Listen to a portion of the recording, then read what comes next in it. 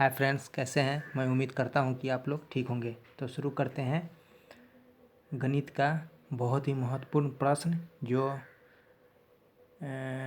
संपूर्ण टेट और सीटेट परीक्षा में अक्सर पूछे जाते हैं। तो प्रश्न संख्या 1, 2.1/2 में कितने आधे हैं। हल इसका होगा, पहले पूर्णांक को भिन्न में बदलना होगा।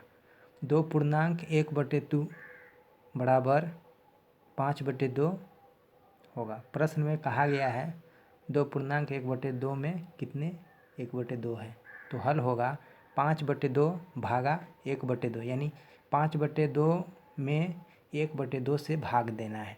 तो 5/2 और भाग को गुना में बदल देना है और 1/2 का उलट देना है, 2/1 हो जाएगा।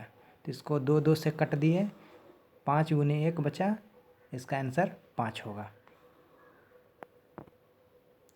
तो दूसरे प्रश्न को देखते हैं।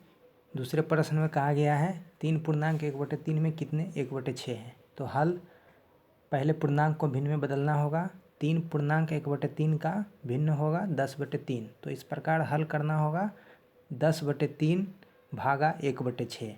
10/3 भाग को गुना में बदल देना है और 1/6 को उलटने के बाद 6/1 लिख देना है।